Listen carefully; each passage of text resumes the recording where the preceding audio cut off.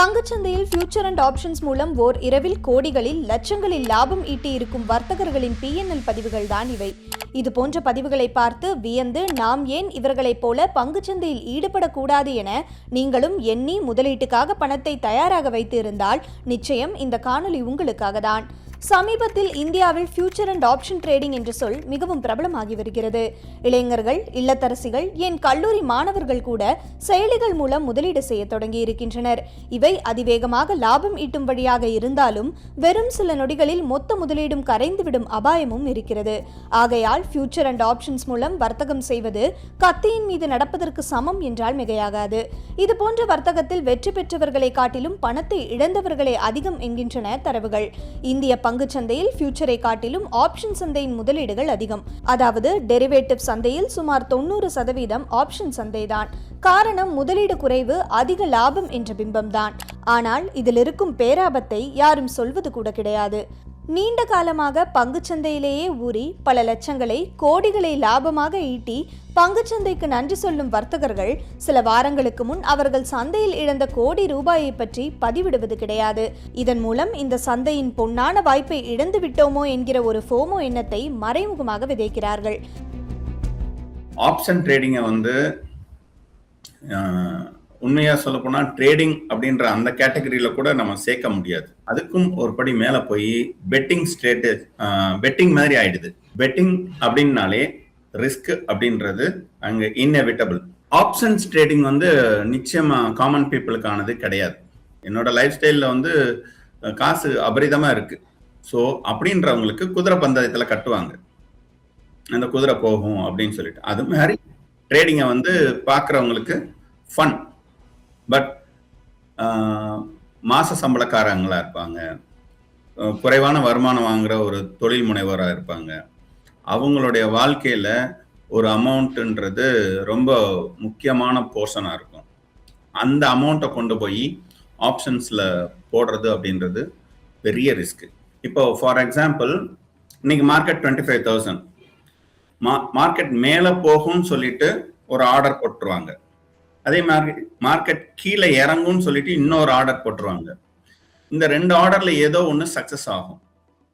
So அப்படி success ஆகிற ஒரு டிரான்சாக்ஷனை எடுத்து பாருங்க, நான் நேற்று மார்க்கெட் மேலே ஏறும்னு சொல்லிட்டு ஆர்டர் போட்டிருந்தேன், அதனால எனக்கு இன்னைக்கு 1,00,000 ரூபாய் கிடைச்சிச்சு. ஸோ இதே மாதிரி எப்படி மார்க்கெட் மேலே ஏறும் இறங்கும் போது நான் உங்களுக்கு அந்த ஐடியாவை கொடுக்குறேன், நீங்க என்னோட ட்ரேடிங்கை ஃபாலோ பண்ணுங்க, அதுக்கு என்னோட கிளாஸ்க்கு வாங்க, இவ்வளோ பே பண்ணணும், அவ்வளோ பே பண்ணணும் அப்படின்னு சொல்றாங்க. அவங்க மறைச்சது இன்னொன்று இருக்கு. அந்த மறைச்சதுல பாத்தீங்க அப்படின்னா மார்க்கெட் அவங்களுக்கு நெகட்டிவான ரிசல்ட்டை கொடுத்துருக்கும். அதை அவங்க காட்ட மாட்டாங்க. ஒருபுறம் ஆப்ஷன் ட்ரேடிங்கில் முதலீடு செய்ததன் மூலம் தன்னுடைய சில 1000 ரூபாய்களை குறுகிய காலத்தில் பல லட்சங்களாக மாற்ற முடிந்ததாக ஒருவர் பகிர்ந்திருக்க, மறுபுறம் பலர் தங்கள் மாத சம்பளம் முழுவதையும் சில நாட்களிலேயே இதனால் இழந்ததாகவும் எழுதியிருக்கின்றனர். ஒரு சிலர் தங்களது சேமிப்பு தொகையையும், ஏன் கடன் வாங்கி முதலீடு செய்த பணத்தையும் கூட ஆப்ஷன் ட்ரேடிங் மூலம் இழந்து விட்டதாக எழுதியிருக்கின்றனர். ஆப்ஷன் ட்ரேடிங்ல குதிக்கிறவங்க எல்லாருமே கண்ணை கட்டிக்கிட்டு குதிக்கிறாங்க. ஆப்ஷன் ட்ரேடிங்கை ஒரு பந்தயமா பாருங்க, பந்தயத்தை பத்தி தெரிஞ்சுக்கோங்க. பந்தயத்துல 50-50ன்றத அந்த ரிஸ்கை தெரிஞ்சுக்கோங்க. அதுக்கப்புறமா ஆப்ஷன்ஸ்ல இறங்குங்க. இது போன்ற முதலீடுகளால் ஏற்படும் லாபம் நஷ்டம் இரண்டுமே மனிதர்களுக்கு உளவியல் ரீதியாக பெரும் பாதிப்பை தரக்கூடியவை என்றும், ஆனால் இது குறித்து யாரும் அறிந்திருக்க வாய்ப்பில்லை எனவும் உளவியல் நிபுணர்கள் எச்சரிக்கின்றனர்.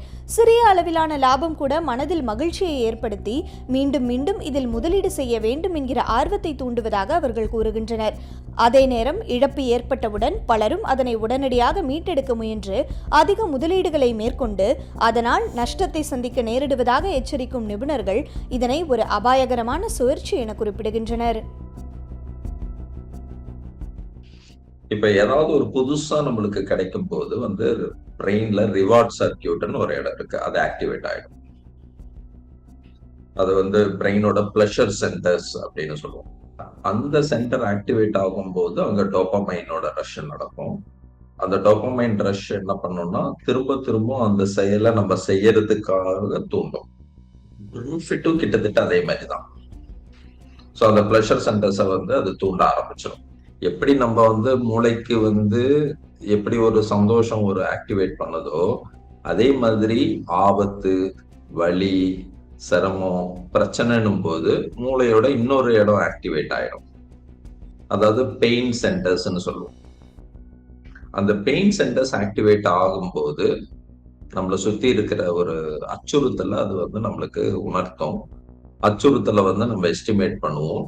அச்சுறுத்தலை தவிர்க்கிறதுக்கு ஃபர்தரா நம்ம தவிர்க்கிறதுக்கு என்னெல்லாம் செய்யணுமோ அதை செய்யறதுக்கான வேலையில நம்ம இறங்கிடுவோம். ஸோ பெரும்பாலான பண ரீதியான விஷயங்கள் எல்லாம் நம்ம உணர்ச்சியின் பால் நம்ம எடுக்கிற முடிவுகள் வந்து புத்தியை வந்து கொஞ்சம் குறைக்கும். அப்ப இந்த சோசியல் மீடியா இன்ஃப்ளூயன்சஸ் பண்றது அதுதான். ₹1 போட்டா ₹2 நீங்க எடுத்துடலாம், ஒரே நாள்ல எடுத்துடலாம்.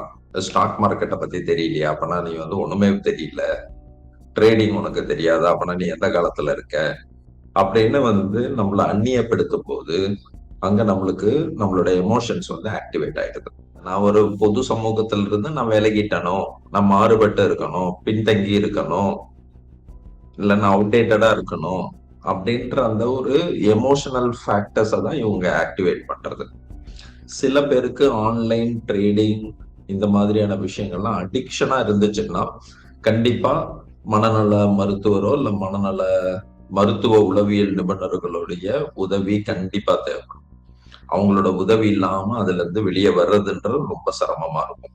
அதே சமயத்துல இந்த பேரிழப்புகளை சந்திச்ச நபர்கள் வந்து பெரும்பாலும் ஆன்சைட்டி, டிப்ரெஷன் போன்ற சில மனநல சிக்கல்கள்ல மாட்டிக்கிறதுக்கான வாய்ப்பு இருக்கு.